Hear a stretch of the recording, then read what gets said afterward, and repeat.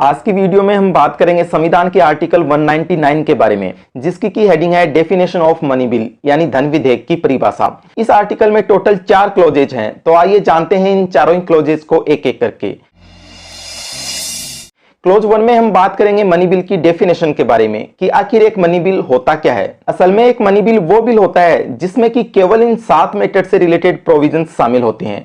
यहाँ पर केवल वर्ड का यूज हुआ है, इसका मतलब साफ है कि अगर इन 7 मैटर्स के साथ साथ कोई दूसरा मैटर भी उस बिल में इन्वॉल्व है तो फिर वो बिल मनी बिल नहीं कहलाएगा। यानी कि एक मनी बिल में केवल इन 7 मैटर्स में से ही एक या एक से अधिक मैटर इन्वॉल्व होंगे। इन 7 में से जो पहला मैटर है उसकी हेडिंग स्टार्ट होगी एबीसीडी के पहले लेटर ए से, जो कि होगी अल्टरेशन ऑफ एनी टैक्स यानी किसी कर का परिवर्तन। मतलब कि टैक्स से रिलेटेड जो मैटर्स हैं वो कवर किए जाएंगे मनी बिल के तहत ही, जैसे कि किसी टैक्स को इंपोज करना या अधिरोपित करना यानी कि कोई नया टैक्स लगाना, या फिर कोई टैक्स अबोलिश करना यानी कि खत्म करना, या फिर किसी टैक्स से रिलेटेड किसी भी तरह का कोई रेगुलेशन यानी विनियमन, या फिर टैक्स में किसी तरह का रेमिशन यानी छूट या माफी देना।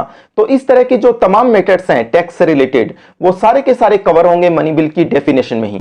दूसरा जो मैटर है हमारी लिस्ट का, उसकी हेडिंग स्टार्ट होगी एबीसीडी के दूसरे लेटर बी से, जो कि होगी borrowing of money by the state यानी राज्य द्वारा धन उधार लेना।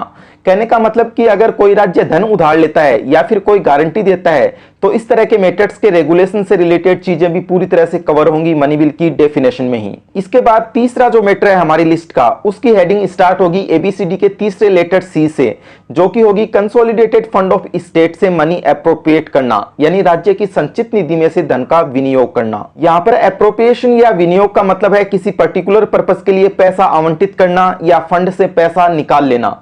तो इस तरह से जब भी कंसोलिडेटेड फंड ऑफ स्टेट से किसी पर्पस के लिए पैसा निकाला जाता है तो उससे रिलेटेड मैटर भी कवर होंगे मनी बिल की डेफिनेशन में। इसके बाद चौथा जो मैटर है हमारी लिस्ट का, उसकी हेडिंग स्टार्ट होगी एबीसीडी के चौथे लेटर डी से, जो कि होगी declaring of an expenditure to be expenditure charged on the consolidated fund of state यानी किसी व्यय को राज्य की संचित निधि पर भारित व्यय घोषित करना।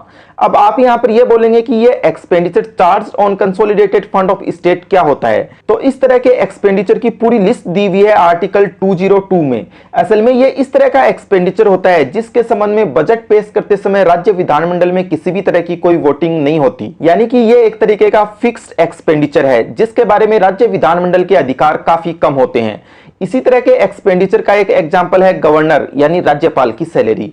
तो इस तरह से जब भी expenditure charged on consolidated fund of state की जो लिस्ट है, इस लिस्ट में किसी नए एक्सपेंडिचर को शामिल किया जा रहा हो या फिर इस लिस्ट में पहले से जो एक्सपेंडिचर शामिल हैं उनकी अमाउंट इंक्रीज की जा रही हो, तो इस तरह के तमाम मैटर्स कवर होंगे मनी बिल की डेफिनेशन में ही। अभी तक की वीडियो में हमने 7 में से टोटल 4 मैटर्स कवर कर लिए हैं, लेकिन इन 4 में से जो लास्ट वाले 2 मैटर्स हैं यानी कि तीसरा और चौथा, इनमें आपने एक बात नोटिस कर ली होगी कि इन दोनों की हेडिंग्स में एक कॉमन वर्ड आ रहा है, कंसोलिडेटेड फंड ऑफ स्टेट। बिल्कुल इसी तरह से अगली जो 2 हेडिंग्स होंगी यानी 5वें और 6ठे नंबर की हेडिंग्स, उनमें भी ये कॉमन वर्ड यूज किया जाएगा।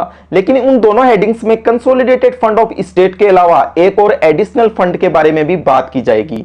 मतलब कि आगे आने वाले दोनों हेडिंग्स में 2 अलग अलग फंड के बारे में बात होगी। तो इस तरह से 5वां जो मैटर है उसकी हेडिंग हो जाएगी custody of consolidated fund of state और कंटिजेंसी फंड ऑफ स्टेट यानी राज्य की संचित निधि या आकस्मिकता निधि की अभिरक्षा। मतलब कि ये जो 2 फंड हैं, कंसोलिडेटेड फंड ऑफ स्टेट और कंटिजेंसी फंड ऑफ स्टेट, इन दोनों फंड की कस्टडी या इन दोनों फंड में से पैसा निकालना या इनमें पैसा जमा कराना, ये तमाम तरह के मैटर्स कवर किए जाएंगे मनी बिल की डेफिनेशन में ही। इसके बाद 6ठा जो मैटर है हमारी लिस्ट का, उसके बारे में तो आप आसानी से अंदाजा लगा सकते हैं कि उसमें भी 2 फंड्स के बारे में ही बात हो रही होगी। तो इस तरह से इसकी हेडिंग हो जाएगी कस्टडी और receipt of money in consolidated fund of state और the public account of state यानी राज्य की संचित निधि या राज्य के लोक लेखे में धन की प्राप्ति या उनकी अभिरक्षा। मतलब कि ये जो 2 फंड्स हैं, कंसोलिडेटेड फंड ऑफ स्टेट और पब्लिक अकाउंट ऑफ स्टेट, इनकी कस्टडी या इनमें से कोई भी पैसा निकालना या कोई भी पैसा जमा कराना, ये जो तमाम तरह के मैटर्स हैं वो भी सारे के सारे आएंगे मनी बिल की डेफिनेशन में ही। इसके बाद अब बारी है 7वें और लास्ट मैटर की, जिसकी की हेडिंग है एनी अदर इंसिडेंटल मैटर्स यानी कोई आनुषंगिक विषय। इंसिडेंटल या आनुषंगिक का मतलब होता है रिलेटेड बट लेस इंपोर्टेंट। तो इस तरह से ये जो 7वां पॉइंट है ये इस लिस्ट में ऐड करने से बाकी के जो 6 पॉइंट्स हैं उनका स्कोप काफी ज्यादा बढ़ गया है। क्यों? क्योंकि अगर कोई चीज जरा सी भी रिलेटेड हुई इन 6 मेथड से तो फिर इस 7वें पॉइंट की वजह से वह मनी बिल की डेफिनेशन में कवर हो जाएगी बहुत ही आसानी से।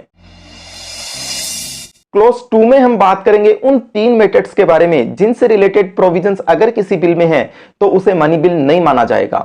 इन 3 में से पहला मैटर यह है कि किसी भी लोकल बॉडी या लोकल अथॉरिटी द्वारा जो टैक्स लगाया जाता है वो टैक्स मनी बिल की डेफिनेशन में नहीं आएगा। इसके बाद इस लिस्ट का सेकेंड मैटर है फाइन्स और पिक्यूनियरी पेनल्टी यानी जुर्माना या धनीय शास्ति।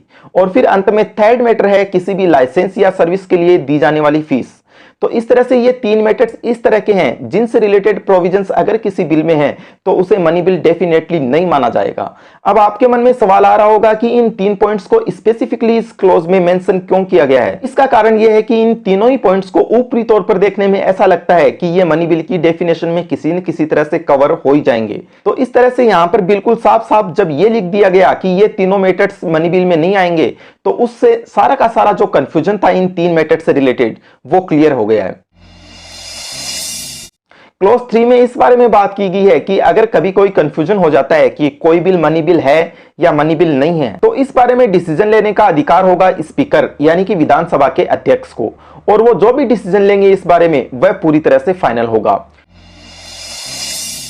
क्लॉज 4 के प्रोविजंस के मुताबिक एक जो मनी बिल होता है उसको जब विधान परिषद में भेजा जाता है और जब राज्यपाल की अनुमति के लिए भेजा जाता है तो उससे पहले उस पर विधानसभा अध्यक्ष द्वारा साइन किया गया एक सर्टिफिकेट एंडोर्स किया जाएगा। इस सर्टिफिकेट में विधानसभा अध्यक्ष द्वारा यह प्रमाणित किया जाएगा कि यह बिल एक मनी बिल है।